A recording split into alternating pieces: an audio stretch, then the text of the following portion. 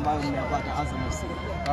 Sisi ni kukua pamoja kama club na kupata matakwa ya club, kufanya vile ambavyo club inataka ili kufikia malengo. Pengine na malengo gani baada ya hapa sasa? Pengine tuwashuhudia katika hatua ya finali, nusu finali ama kuchukua ubingwa kabisa? Sisi tunajipanga vizuri. Tunapanga vizuri kama kimataifa kwamba tunajua ni magumu kiasi gani na tunashukuru sana tunasaidia kuna kocha mzuri na kocha mwenye mkubwa Afrika, kwa hiyo tutapata matokeo yake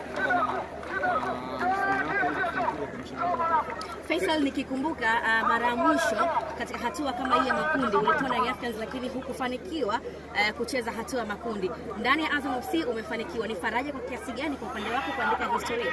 Kwa mimi ni faraja kubwa, na ni malengo yetu kama wachezaji kuweka alama kubwa katika klabu hii kubwa ya Azam FC ili tufanye vizuri katika mashindano.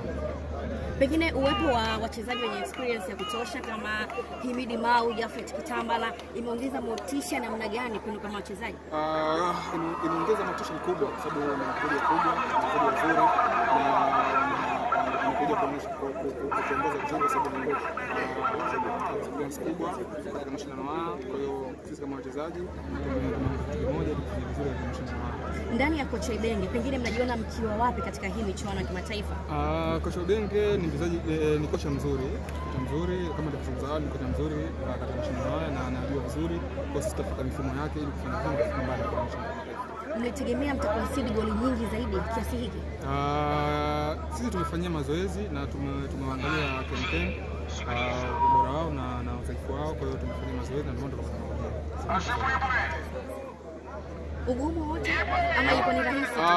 Mechi ilikuwa ngumu, sababu Kemkem umekuja kuheshimu sababu za nyumbani, timu yote ambayo imekaa nyuma na kuwa ngumu sana kuwatanua na kufungua nafasi, lakini mshukuru Mwenyezi Mungu atufundisha mwalimu kwa uwanja wa mazoezi na kufanya kazi kwa mambo mengi. Unasema ukipiga hatua mbeleni ndio mambo yanakuwa magumu zaidi.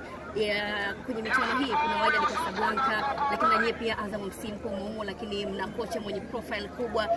Kwenye hatua zinazofuata, Faisal Salum, kama wachezaji mmeshajiandaa kisaikolojia? Bahati nzuri mashindano wachezaji wengi wanajua kila hatua unayopiga mbele ni mashindano zilikuwa magumu. Kwa hiyo sisi tutajiandaa vizuri kimwili na kiakili na tutafuata maelekezo ya walimu, na mwalimu alituambia kwamba kila tunaposogea mbele mashindano zilikuwa magumu. Kwa hiyo sisi tunataka uvumilivu na kutuliza akili na kufanya na ndio timu ambayo mmechukua hela nyingi za serikali. Sio kama Kifilisi. Kifilisi? Mmeikamia. Kabisa. Sawa, mimi nikushukuru Faisal. Asante sana.